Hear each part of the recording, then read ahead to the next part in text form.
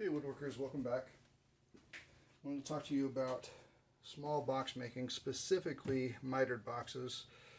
Subsection of the mitered box is going to be a four-cornered match box. So I have the layout of this box here. This is done with a piece of elm, and you can see the difference between heartwood, sapwood. But what I'm really interested in is having this continuous grain as much as I can. Oops. Along all of these corners. So once this wraps around, we've got this nice even flow of all these things. So it requires a little bit, it requires one extra step. The steps are not difficult, but it does require us to do some resawing. So this is a piece of cherry. I have the intention of making a box out of this. This is being resawn. Grain is relatively straight here, nothing terribly fancy about it. It's a good size for a little box, but it has to be resawn. And what I hope you can see now is that in this, I started off drawing some arrows towards the center of this board where that blade is coming in and the resaw is happening. I hope you can see that. Yeah, all right. So with this, we need to be strategic about the resaw here in two ways. Number one, overall length of this piece has got to be awfully close to the final dimensions of what I want this box to be.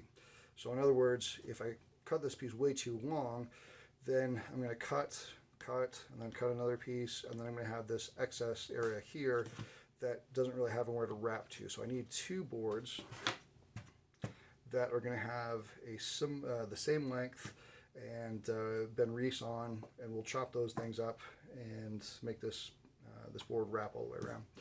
The other piece about this is understanding where the resawing is happening. So notice where the arrows are here, that's where the resaw happens, as I mentioned. There is never going to be a better match on these two boards that came from the exact same tree, so on and so forth, except for the interior faces of both of these. That's going to be the closest you're ever going to get to having a nice waterfalling effect of having that grain wrap all the way around. So I made these marks on the end grain because everything else gets milled away when you're doing the process of the resawing, flattening, etc., etc. So I want to draw an arrow towards inside and inside because once I'm going to make this into a box, those arrows now are going to face on the exterior of what this thing has become, and then we wrap it this way. So you can see, I'm going to zoom in for a second. Hope you can see that grain is kind of showing up in the ways that we want it to. All right, that might be too tight. So you can see where these things have a relationship. These little knots are definitely coming from the same board. But it really gets thrown off with the milling process and how much material I lost with having those two no longer being just perfectly mated face to face before the resaw. This will still work. This will make a good box. It's just not going to be as tight as I want that grain to be. So I'm going to get rid of this one for the time being. Along that same line, I also bought, or I brought in this piece of spalted maple, which was made by a former student when I was living in DC. Randy is his name, and he's just this brilliant fellow. And so he got interested in spalting, and so he spalted this maple and threw me a couple boards and said, "Here, I want to see what you'll do with it." I was hoping to be able to cut this up and do a four-corner match here as an exercise, but you'll notice that the continuous grain is just kind of absent here, and it doesn't really work on this board, and it's because looking at the waning from where this tree, the radius of this tree has happened, it seems like I'm missing either another stick in between these, or I've milled up too much of this material between these two faces. Again, you can see where this wane is curving. So those will now be the exterior of the board, and it just doesn't really work. It's close, but it's not quite there. The spalting is also a little bit tricky to match unless it's just absolutely perfect. This stuff is not. So it's going to make another project, just not a box. So I have another example of a board that I would like to turn into a box. Mahogany.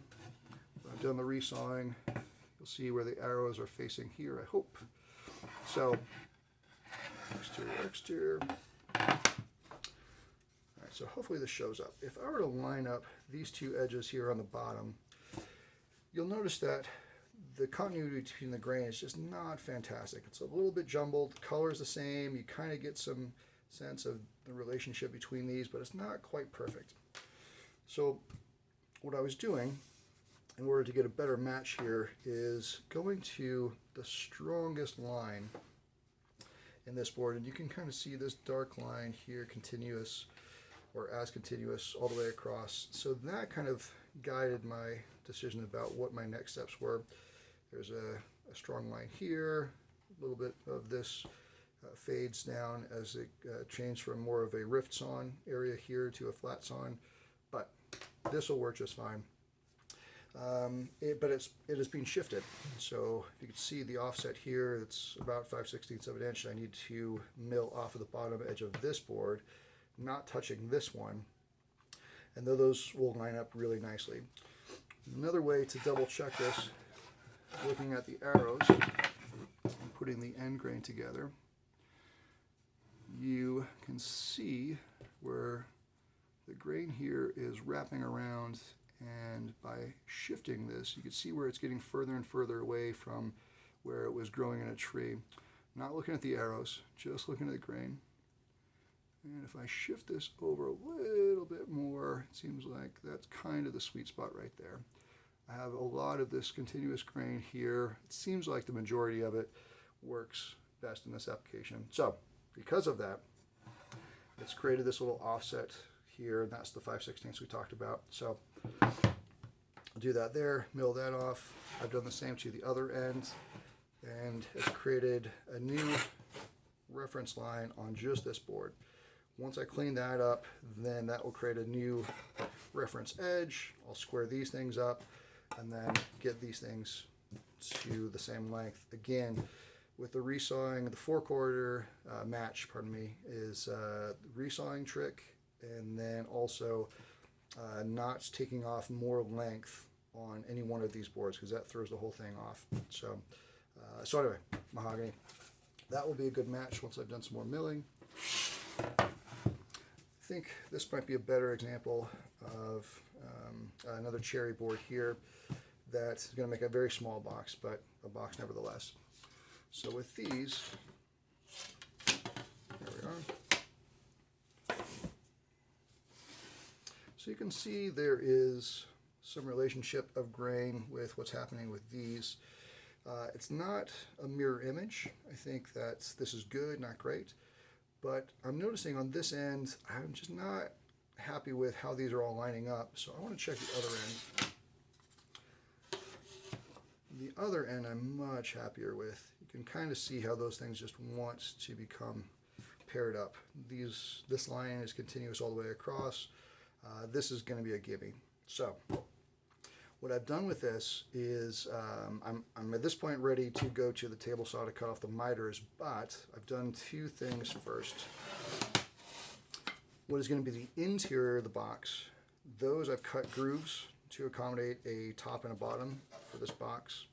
And then the other thing that I've done is that I've used paste wax on the center section of all of these, which is going to be the interior, the inside space of that box. I waxed the heck out of all of this, but I don't want that wax to touch these areas here and here. Depending on how you treat the top or the bottom, that may not cover up this area here, and I don't want that area, this little section outside of that groove, to receive finish in a different way than the top, the outside, any of that stuff. So waxing all this, not those areas. And then the reason for this is that it could function as a finish on the interior of the box, and that's good. But much more importantly is that when I put these together, when I assemble these corners, so I'll be applying glue here and here. I fold these over, and then there's going to be a ton of squeeze out on the interior of this corner. Unlike this box that will have a removable lid, I'll have access to that, and I can get out that glue while it's still gummy or wet. But in this area here, I'm going to have captured top and bottom, so I will not have access to wherever the miters are going to be. So I don't want that glue to dry and fuse between those two interior faces. With wax in here, once I separate the top and bottom, I'll be able to go in with a sharp chisel and then just pop out that glue. It'll really release very easily. If I don't do that, I'm going to have to use my chisel in a much more aggressive way, and I'm going to have to start carving out that dried glue, which is far less fun than you think it might be. It's pretty horrible. So anyway, a little bit of wax over the whole surface, and then let that kind of set up or dry, and then we jump over to the table saw, which I'm ready to do next. Okay, hopefully that was helpful. See you in a sec.